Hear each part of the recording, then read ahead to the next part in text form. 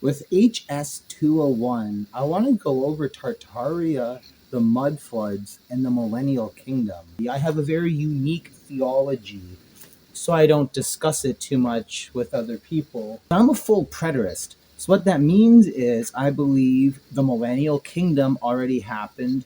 I believe the second coming of Jesus has already happened, and we're now waiting for the third coming.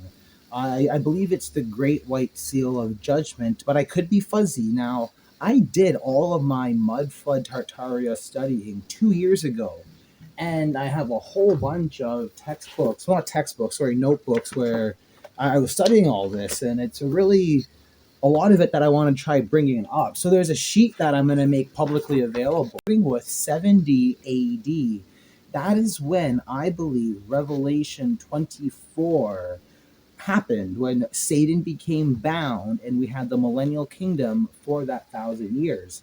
We are Revelation 27. So Satan becomes unbound in Revelation 27.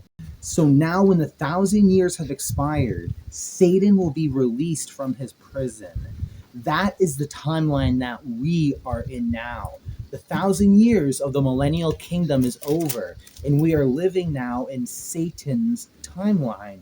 That's why the world seems fucked and nothing makes sense, because we are actually living in hell. This isn't heaven at all. That was before. That's the buildings that we ended up inheriting. If you ever notice those big, huge architectural buildings that are impressive, we both know that that's not built by people with horse and buggies. They just can't. So when you analyze the photos that existed, and this is before AI could start doing this, Mudflood Tartaria, as all of us know, goes back over 2 years ago. So anything modern now, the images could be messy, and you want to pay very close attention to that. And you can even check it now with AI checking tools. But we know that Tartaria is legit because either it's real and all those photos exist, or the elites had AI before we did, and they did Tartaria to cover up something else. But that's getting more crazy. I just want to focus on what we know. And it's quite fascinating. So we find out that through history, there have been several resets, a cyclical past of cycles that caused all of humanity to completely start over from scratch. And what appears to be new populations of people just kind of appearing out of nowhere. That's the orphan trains, if you ever heard of that concept. And you can Google, actually, no, YouTube would have a lot of very good content creators on this. I don't know how censored they're going to be.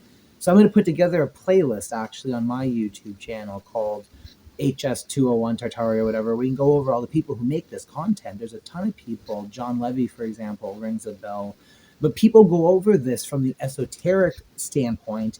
And then also there's a second higher up level where people then make the connection that, okay, no, this is actually religious. Everything aligns perfectly to the biblical timeline, and that we find either one of two things. So I think it's Genesis 6. It's early on in the Bible. Genesis 7. There is a flood. That's the first reset. Well, actually, no, sorry. Genesis 1 would be the first reset that we're aware about. Hey, kitty. Be nice. Come here. I don't want you to knock over the textbook. They're expensive. Be nice to the Bible. Genesis 1 is the first reset. That's creation, where everything starts. And there could even be more before that. If you're into Vedic Eastern cosmology, we see that the Hindu timeline, there's different cycles. Vedas, it might be. No, it's not Vedas. There's a term that I'll put in the timeline in the comments to correct it. But we see a very nice historical timeline of resets. Genesis 1, then Genesis 7, the flood.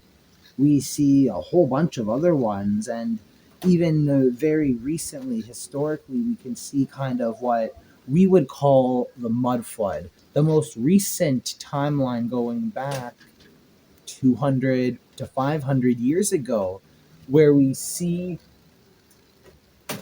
all the buildings that people are digging out of mud. That's our most recent reset, where the building names, once they find the building, once they uncover it from the mud, they would then carve their plaque that says, okay, I founded this on this date, 1856.